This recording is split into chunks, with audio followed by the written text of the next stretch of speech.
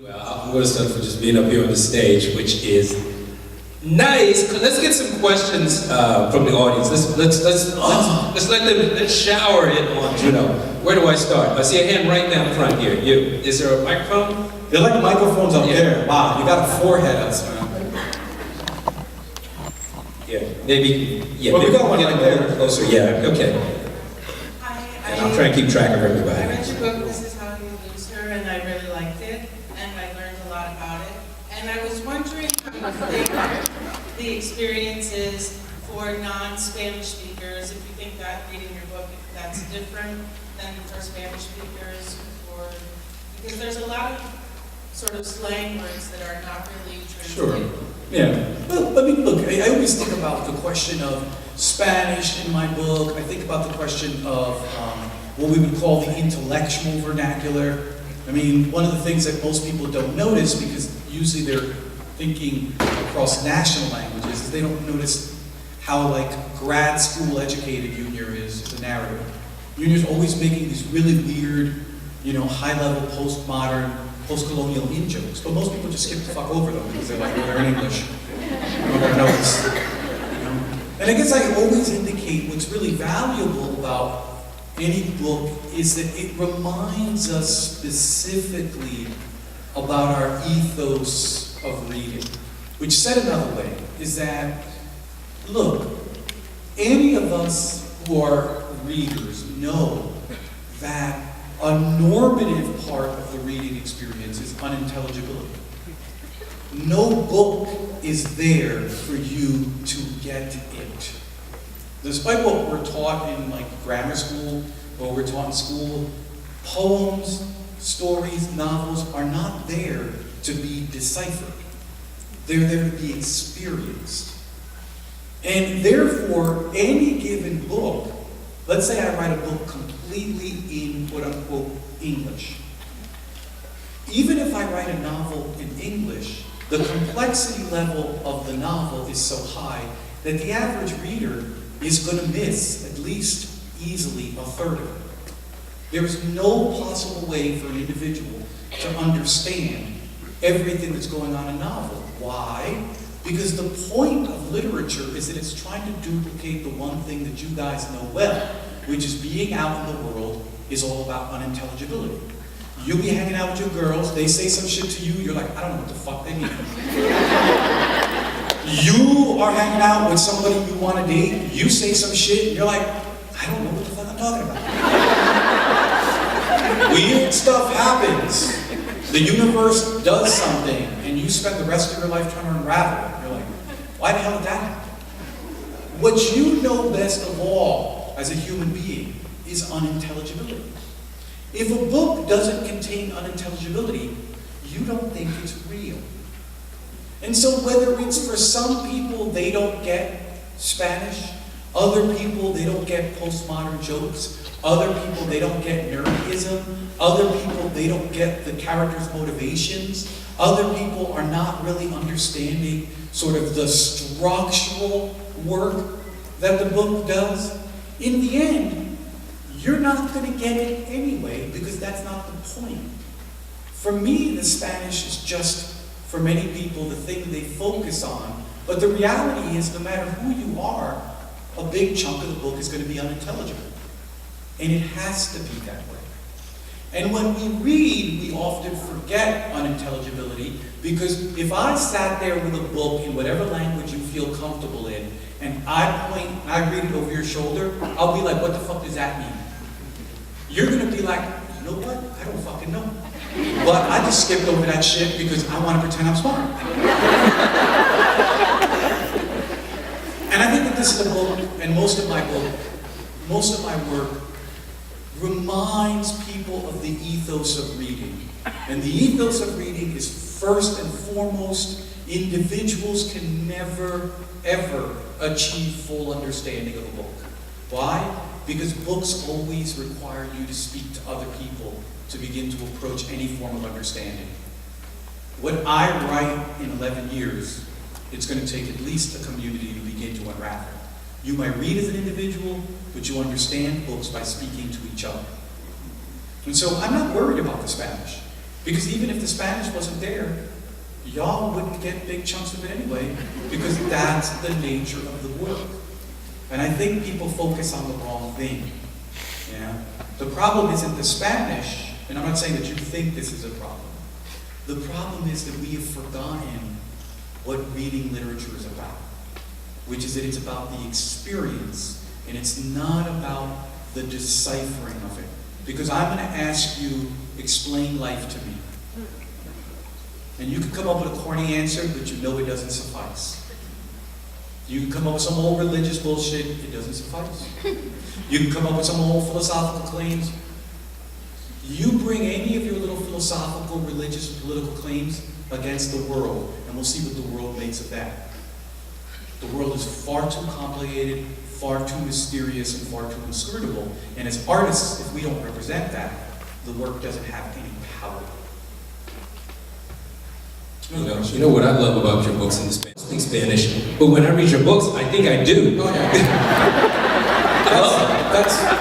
That's for any of us who do anything, that's how we feel. This young woman here, keep getting me, man. Started at the bottom. I had a question about something you said earlier. You spoke about the process of decolonization. And I'm interested in that because I'm interested in identity and how you form identity.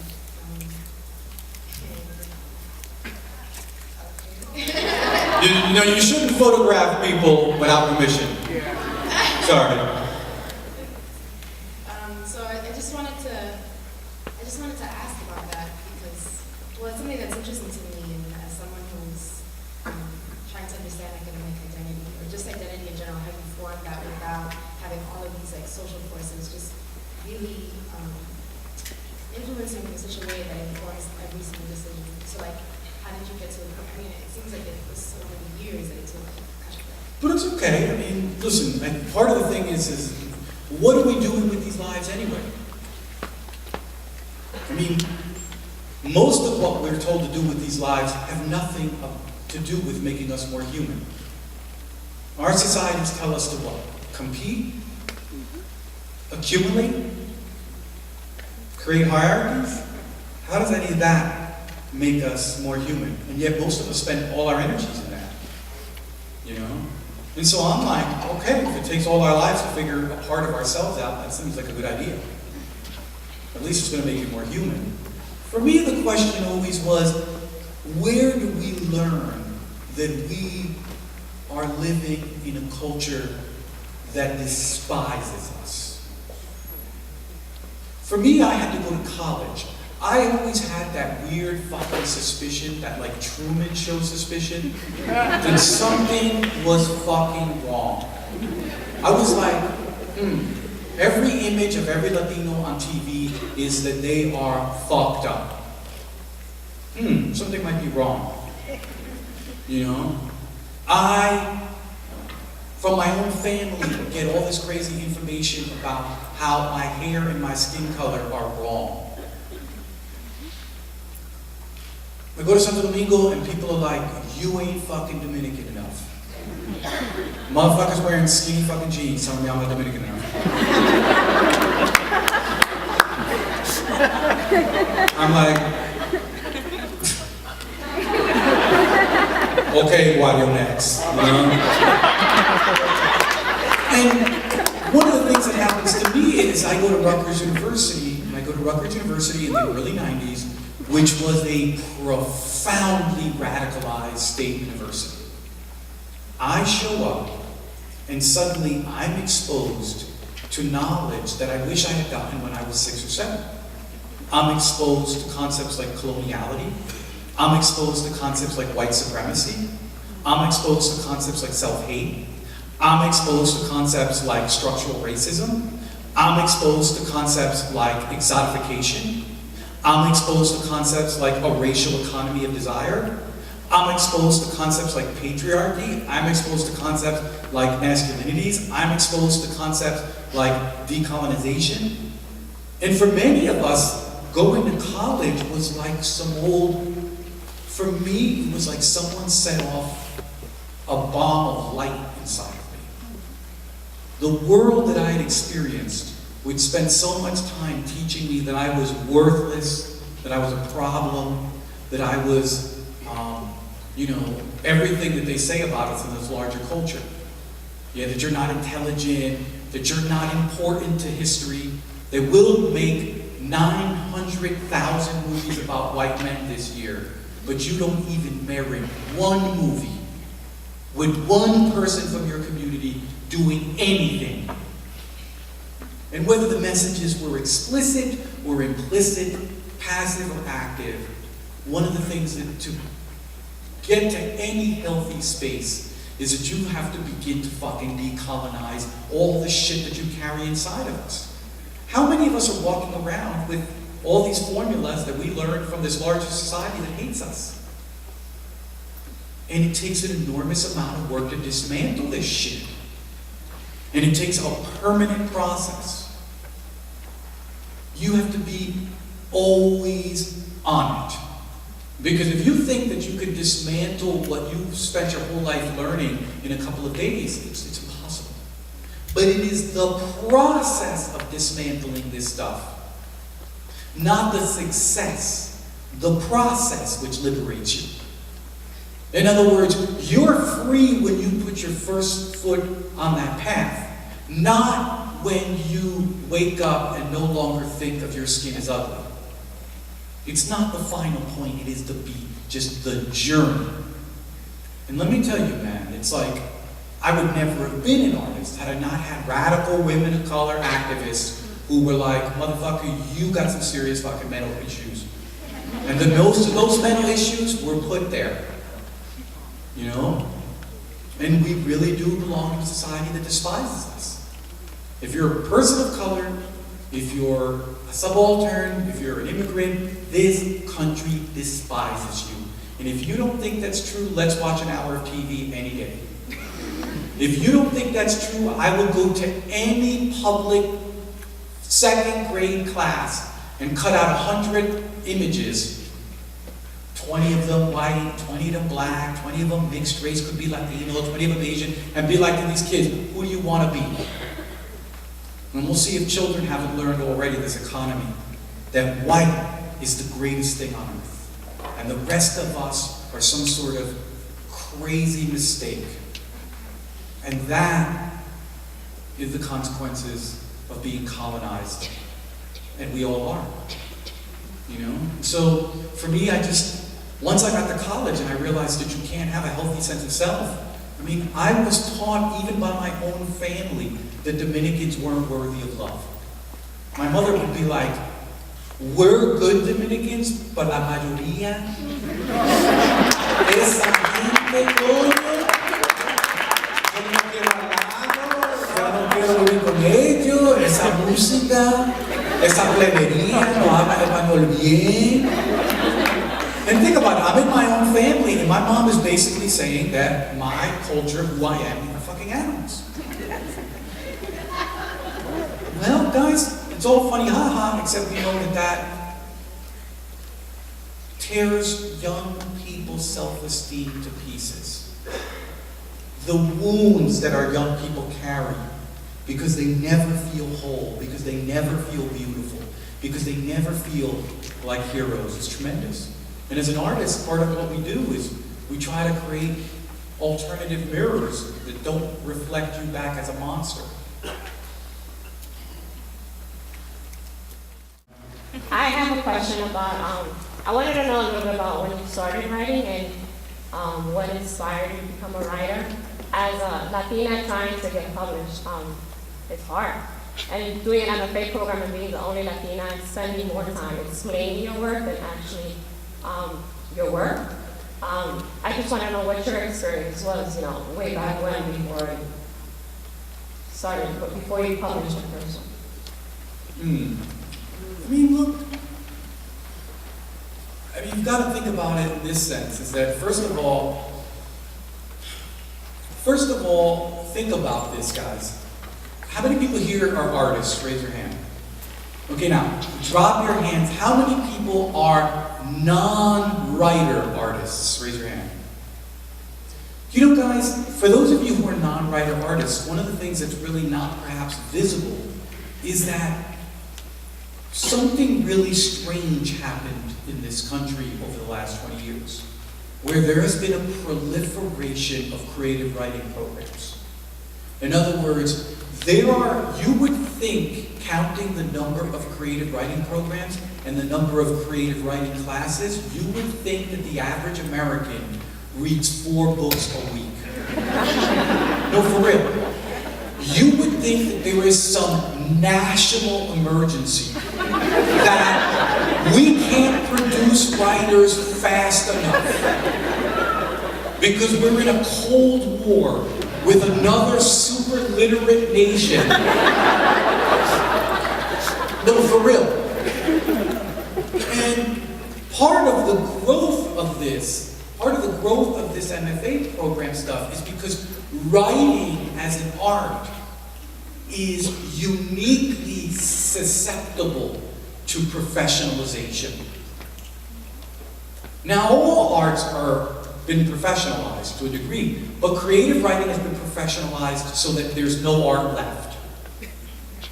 And part of this boom in creative writing programs has helped absolutely destroy this generation's future with the debt load. I mean, creative writing programs, every school opens one because they know people, for the most part, will pay for this crap. Now, I say this as a context to begin to answer your question, because I think it's important to remember the context. Part of the problem of the professionalization of creative writing programs is that creative writing programs are awesome. A, if you're not paying. I'm sure you're not paying. Are you paying at all? Yeah, I'm paying. You're paying, right? I can't hear you. Yes. Yeah, you're paying, so that sucks. Yeah. Right? Yeah. And 2, they distort the relationship between the artist and what they're supposed to be doing, your artistic practice. Like, can I be honest with you guys? Do you guys really think that you as an artist should lose a lot of sleep because fellow artists on the come up are like, I don't like your shit? I mean, do you expect a lot of fellow artists on the come up to be like, you're amazing? But most of these classes create this sort of semi-rational environment to pretend that your main artistic interlocutors are other artists.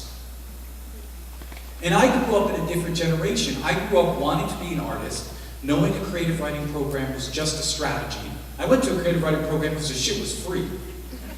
I would never have fucking went into debt for a creative writing program. That's fucking nuts. And I'm just saying that because of the debts that they're asking you guys to carry. I mean, in my day, nobody went into debt for college. They've convinced this generation that $100,000 ain't matter. Where in my generation, $2,000 in debt, Negroes would be like this, yo. And so I think part of what would help your survival strategy is to remember that despite this kind of semi-rational workshop where people are being like, oh, I don't think I understand your character's motivation. You only have to take from that what you think is useful. So why be bothered by anything else? Because didn't coming up as a Latina in this culture get you really well prepared for people trying to fuck with you? And I think that that's what helped me a lot. I went to my MFA program and I thought it was going to be like paradise, and I got in, I was like, oh, these white people are fucking bugging. I was like, oh, no surprise. I got a fucking PhD in white people bugging, let's do this. And if you can get there, if you can turn the corner and know that there's not going to be a miracle and motherfuckers are suddenly going to be like, oh, you completely understand your context. You extract from it what you can. And remember that your real audience lays outside of that workshop. And your real audience doesn't care where you went to fucking school. Your real audience is going to make all excuses for your work. It's going to be like, I don't care if you did everything wrong. I just love your art, though. And I mean, it's like a long-winded answer, but I think part of what's structuring this is creative writing programs set us up. If you're a person of color, if you're a woman, if you're from a poor background, if you're an immigrant, these things tend to be really damaging if you don't take this shit as a strategy. This is just a place to get some information, to meet maybe a reader or two, the rest of it ignore, and try not to run up any fucking debt at all. It probably didn't help. I'm so sorry. What up, Junot? Dímelo, ¿qué es lo que mano? Chilling? Imagínate, no más viejo que el diablo. I got two quick questions. Is it true that there's a Dominican version of Oscar Wilde? There is.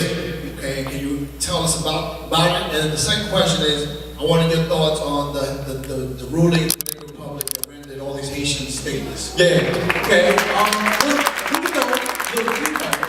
For those of us who are here, first of all, there is a Dominican version of Oscar Wilde. It's got a collage on the cover. You can buy it in Santo Domingo. It's just been like, the translation from Spanish is super, pero con poco, you know?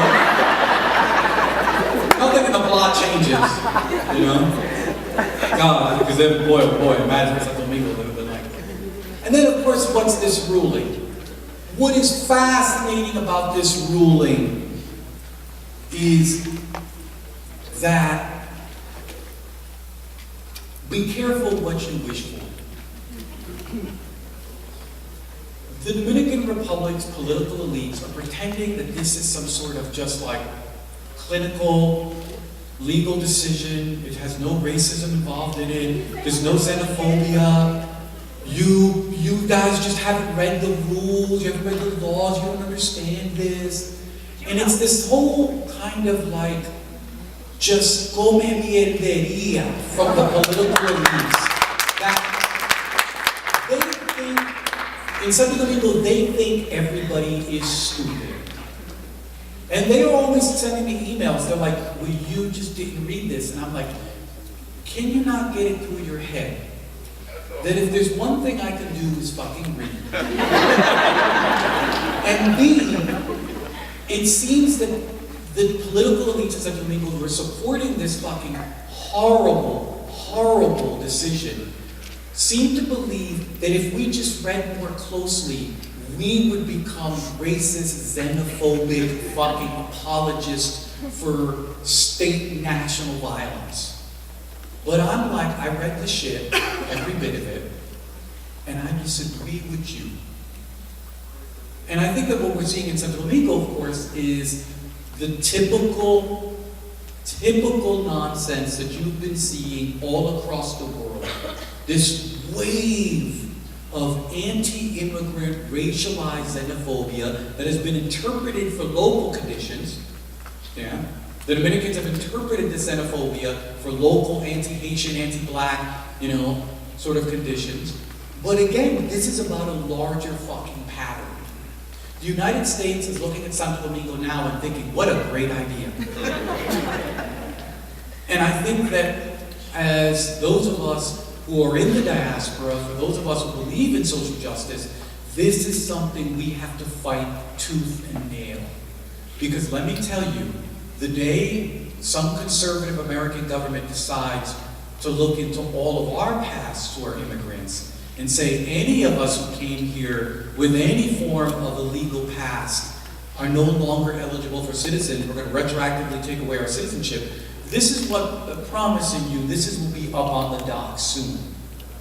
And this behavior, this political malevolence from our elites speaks to something more profound. Exactly 1 year ago, who was in Santo Domingo exactly 1 year ago? Anybody here? Do you remember what was happening in Santo Domingo exactly 1 year ago?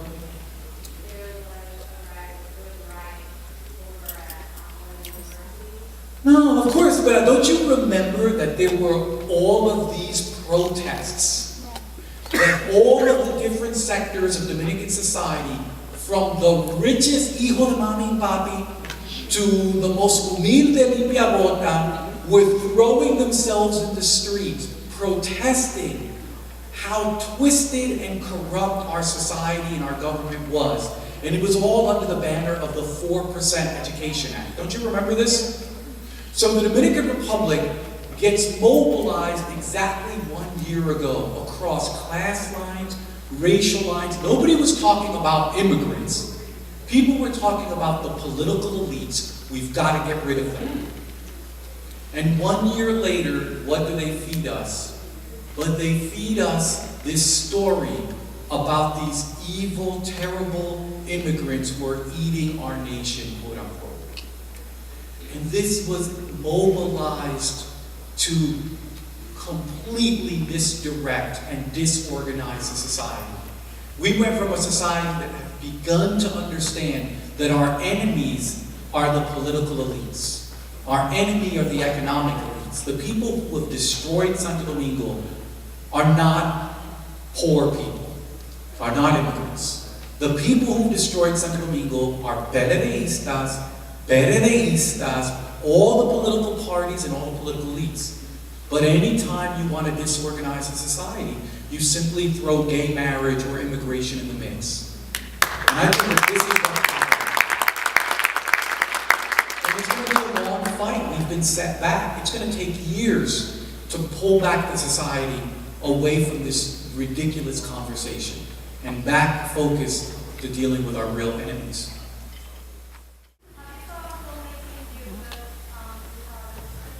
Of making a movie about this is how I lose her. Well, this is how you lose her. I mean, you know, it's like, have I thought about being cuter? Yes. Es un gran sueño, coño. Imagínate. No, de veras, olvídate. Mi mamá siempre dice, el lindo no tiene que escribir. Yo digo, pero doña, coño, qué fuerte. You know? But, you know, again, we're in a situation where even though Latinos are quote-unquote the largest quote-unquote minority, you wouldn't know it by going to the cinemas. Yeah, first, I think I saw that quote, like, first they gotta make every movie about every white person ever, and about every white werewolf and white vampire ever, and every white wizard ever, before they get around to funding a movie about us. And so hopefully there'll be some young filmmakers out there who will want to make it, you know. But for right now, I don't know, it's just a dream. It's just a dream. Thank you. Primeramente quiero saludar a los puertorriqueños que están aquí.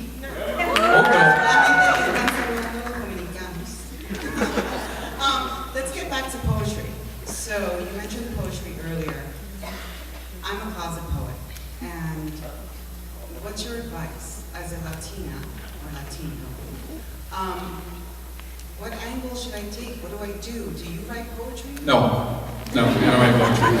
But it probably responds to that last question that I answered poorly, to that young woman who was in the MFA program. You know, one of the things that helped me survive as an artist is that you have to form collective. If you don't form collective with people going through the same struggles as you, this will be impossible. So when I was at my MFA at Cornell, who was I surrounded by? I had my one friend who was Dean A. He was actually Navajo. English was his second language. He was straight off the res. Yeah? Like for real, straight the fuck off the res. You know? I had my one girl who was from like Jamaica.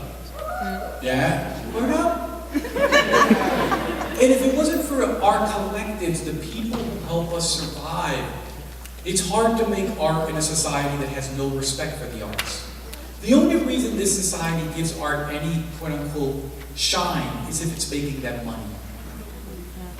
If art is monetized, you'll hear about it. As a writer, when I wrote my first book, and the only people reading my first book were Dominicans, nerds, and like high school teachers, nobody knew who the fuck I was. I would go to a reading and be 12 motherfuckers there. Under those conditions that most of us live as artists, what helps us is forming collective. So do you have like 3 or 4 poets that you get together with every month? That's what you need. Poets, run over there. For real, when this breaks, go to that corner. So mine's more of a comment, something, sorry. No, not a comment, it's too Latino.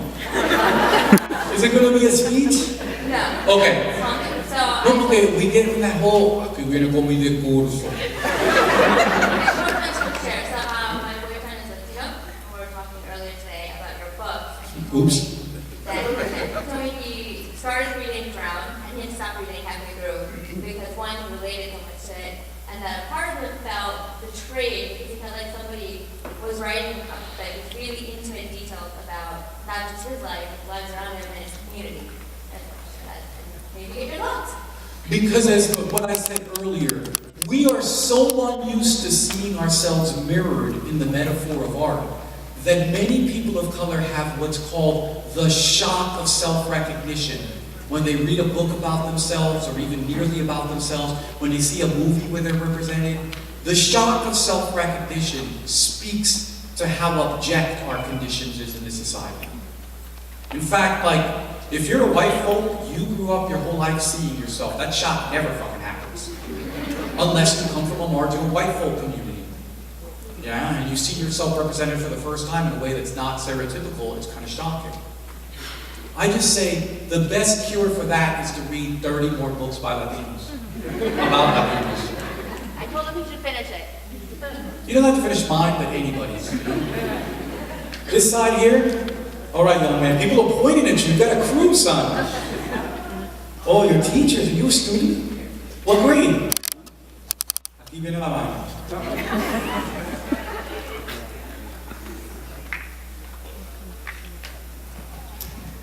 Hello? Oh yeah, earlier, similar to one of your previous questions, but earlier you were talking about you were coming up as a Latino in New Jersey. At what point in your life did you decide you wanted to be an artist? And were there any specific like focal points, like it's like an epoch? Sure. That you wanted to become a writer? And also, why did you want to become an artist in such an abhorrent society that is so discriminated towards people of color? Yeah, well, that's a lot of questions. First, no, the young man, understood. Yeah. Well, look, first things first. Again, Jersey kid. Jersey Latino communities are somewhat different because there's no subway. And so by the time you're 12, you begin to save up for your car. I mean, every single kid of color I grew up with, probably every kid in Jersey that I lived in a community of color, by the time we were 12, we started saving up for our cars. Because otherwise you would leave, you know? And I think I realized that I wanted to be an artist was because as an immigrant kid, I always had these really crazy jobs. You know, I'm that kid, like many of you, who in high school had a 24-hour-a-week job. When I was in college, I worked full-time. I worked 40 hours a week delivering pool tables in college. And the summers, I would work in a steel mill. You know, so even though I'm like a big nerd, in reality, I come from that group of all of you who go try to pay their way through college. And there's nothing like working full-time in a back-breaking job. Delivering pool tables, that shit is not working at the library. You know, like it wasn't. It was insane. And then coming to class at night, I would run into class all fucked up, hands bleeding, you know, just blown out. And I'd be taking classes. And it really raised questions for me about what would make a life like this worth it. Because I knew, barring the lottery that I ended up winning, I knew the chances were this was going to be my life. That I was going to fucking work like a beast the rest of my life. And that if I was going to better myself, it would have to be at night. And that it probably wasn't going to change. And I realized, well, damn, the only thing that makes a life like this worth it for me was that calling that I always had to be an artist. And the reason I was called to be an artist was because I came up in a public school system at a time when public schools still funded the arts. And I was exposed to an enormous range of arts in the 70s and 80s. And exposed to teachers who were practicing artists, who were in our classrooms, going to second graders and being like, I know you're poor motherfuckers, but being an artist is not a bad thing. And just having arts saturate your public school experience had an enormous impact on me, that this was a possibility, this was a horizon. And what I stood an artist to be, what I understood an artist to be, was someone who bore witness to the things that many of us never get a chance to say. That we have the conversations that our communities don't want to have. That we say the words that have been torn from our tongue. I grew up in a family, again, this kind of Dominican immigrant poor family where there was so much sexual abuse in the family. I don't think any of the women in my family got out without being molested, raped, serious trauma. And yet in my family, there was never any conversation about this. We grew up our whole lives like this, pretending this shit didn't happen. And I was like, I would hear about artists and the way artists would break silences, and the way they would enter into transgressive spaces, and the way they would bear witness. And I would be like, yo, my family, and I assume by extension my community, needs breaking silences